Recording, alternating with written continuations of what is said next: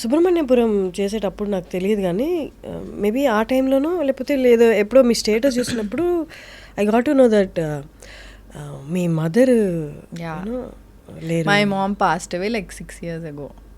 Yeah it was very sudden. అంటే అసలు expect కూడా చేయలేదు.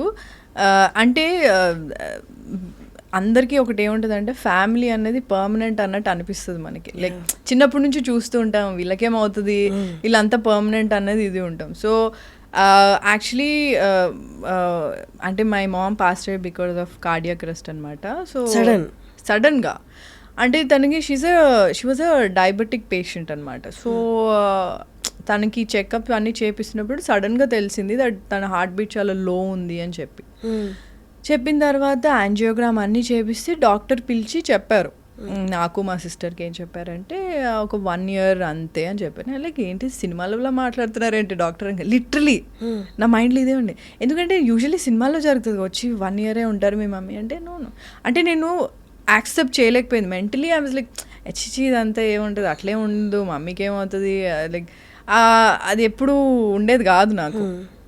Because she was doing well, only diabetes ఉండేది, అది కూడా టెస్ట్ చేయించి అన్ని she was normal only. So సడన్గా అయినా ఇట్లా హార్ట్ బీట్ తక్కువ ఉంది ఇట్లా 1 year మ్యాక్స్ ఇది అంటే అది కూడా సడన్గా లైక్ ఇన్ 2 days యాంజియోగ్రామ్ చేయించమన్నారు. వెంటనే బయటకు పిలిచి చెప్తే వాజ్ ఇట్ పాసిబుల్ అనుకొని సెకండ్ ఒపీనియన్కి వేరే డాక్టర్ కూడా తీసుకెళ్ళాము. పేస్ మేకర్ పెట్టిద్దాం అన్నాం అన్నీ అన్నా కానీ వద్దు వాటర్ తక్కువ తాగండి అన్నారు. So I don't understand like ఇంత 1 year అంటే 1 yearలోనే అయిపోతుందని నేను ఎక్స్పెక్ట్ చేయలే. So we were taking care of her everything. She was normal only. Even జరిగిన రోజు కూడా she was just feeling little అంటే మమ్మీని అప్పుడే నేను యోగా అన్ని స్టార్ట్ చేయించాను అనమాట. సో ఒక యోగా అని యోగా కాదు అది some art of living something was there. So I asked to go to that క్లాసెస్కి వెళ్ళమన్నా. So she was actually enjoying it. మా మమ్మీకి ఇట్లా జనాలు అందరితో కలిసి ఇట్లా మాట్లాడడము జోక్లు వేసుకుంటూ ఉండడం she was very hyper. Exact opposite నేను అనమాట అసలు. సో తనకు చాలా నచ్చింది అంతా బాగుండింది. ఇంకా లాస్ట్ డే యోగా క్లాస్ది లాస్ట్ డే అనమాట. So she went and attended that class. She came back. ఎందుకో కొంచెం ఎట్లాగో ఉంది అనింది. ఐ వాజ్ నాట్ దేర్ అప్పుడు. నేను వేరే ఎక్కడో ట్రావెల్ చేస్తుండే అప్పుడు. సో అయితే ఏమైంది డాడీ నాకు కాల్ చేసి చెప్పారు ఇట్లా ఉంది అంటేనేమో సరే డాడీ మమ్మీకి నాకు కాల్ చేయించండి అని చెప్పా. అంతే I was travelling and all. So night 1:30 ఆ టైంకి షీ పాస్డ్ అవే. అంటే passed away in the sense అన్ఈజీగా ఉందంటే హాస్పిటల్ తీసుకెళ్తే కార్లోనే షీ పాస్డ్ అవే. మా చెల్లి ఉండింది అప్పుడు. సో నేను ఎప్పుడు అదేంటి నా ఫోన్ రింగింగ్లోనే పెడతా ఎప్పుడు.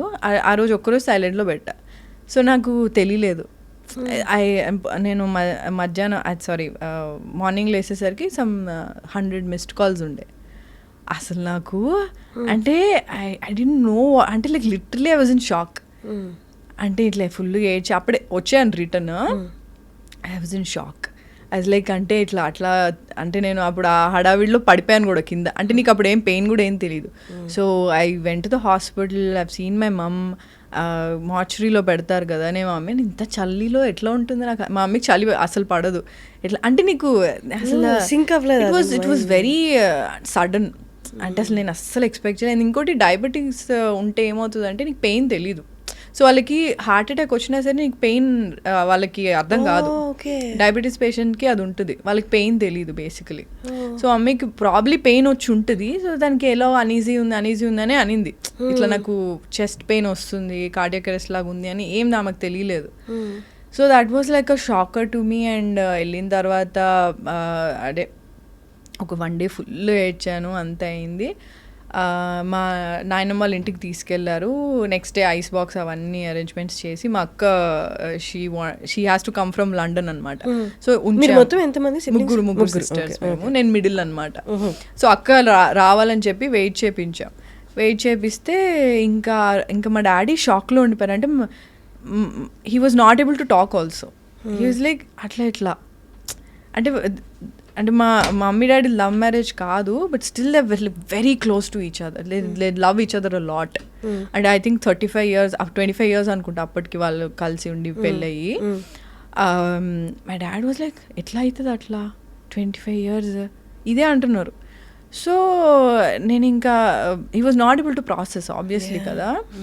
సో ఇంకా నేను 1 day ఫుల్ ఏడ్చాను. నెక్స్ట్ డే నుంచి నాకు ఏడుపు ఆగిపోయింది. Because I think okay now I have to take care of everything. ఎందుకంటే చెల్లి ఫుల్గా ఏడుస్తుంది, అక్క రావాలి, డాడీ ఏమో షాక్లో ఉన్నారు. So I was like okay now I have to take care of all this little things and అవన్నీ ఆర్గనైజ్ చేయాలి కదా. ఇంకా మా రిలేటివ్స్ అందరూ వచ్చారు. దే వర్ లైక్ ఎందుకు ఏడవట్లేదు, okay probably she is not close to her mom అని నీకు తెలుసు కదా ఎట్లుంటుందో. సో అట్లా చాలా ఉన్నాయి. బట్ అంటే ఇట్స్ జస్ట్ అంటే అట్లా షట్ డౌన్ అయిపోయింది నాకు. ఇట్లా ఏడుపు అన్నీ ఆగిపోయినాయి. మా అక్క వచ్చింది, అన్నీ అయినాయి.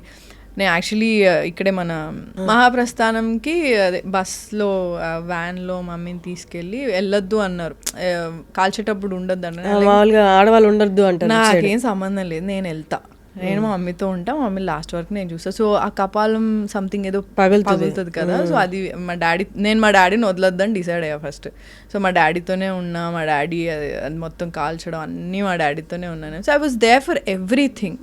సో అట్లా it was shock for every. అందరికీ చాలా అంటే ఎక్స్పెక్ట్ చేయలేదు అంత తొందరగా అవుతుందని. She was just 52 years old, that's all. So అంతే. నేను ఆ తర్వాత ఐ థింక్ ఒక 15 daysలోనే నేను షూట్కి వెళ్ళిపోవడం స్టార్ట్ చేశా. అంటే ఎలా ఉంటుందంటే మా చెల్లికి ఆ ఇంట్లో ఉండడానికి భయం స్టార్ట్ అయింది. నాకు మమ్మీగా అనిపిస్తుంది, నాకు ఇల్లు షిఫ్ట్ అయిపోదాం డాడీ ప్లీజ్ మమ్మీగా అనిపిస్తుంది అంటే 15 daysలో ఇంకొక ఇల్లు చూసి షిఫ్ట్ అయ్యాం మేము. So she was crying every day. Obviously చాలా ఉంటుంది కదా, చాలా మెమరీస్ ఉంటాయి. సో షిఫ్ట్ అయిపోవాలి ఇంకా ఇల్లు 15 daysలో షిఫ్ట్ అయిపోయాము. అండ్ మళ్ళీ కొత్త ఏరియాకి సెట్ అవ్వాలంటే కొంచెం టైం పడుతుంది. But it was very tough, very tough. అంటే మమ్మీ లేకపోతే ఇల్లులాగా ఉండదు. ఇట్స్ అంటే నువ్వు ఒక బయట నుంచి ఒక వర్క్, నాకు ఎలా ఉండేదంటే ఫీవర్ వచ్చినా ఏదొచ్చినా ఇంటికి వచ్చి మమ్మీని చూస్తే అబ్బా ఓకే మమ్మీ చూసుకుంటుంది అన్న ఫీలింగ్ ఎప్పుడు ఉంటుంది ఆబ్వియస్లీ కదా. So I think that thing was gone. It's అంటే మమ్మీ అన్నది ఎప్పుడు అంటే ఉన్నప్పుడల్లా గ్రాంటెడ్గా తీసుకుంటాం పక్క, బట్ లేనప్పుడు చాలా బాధపడతాం.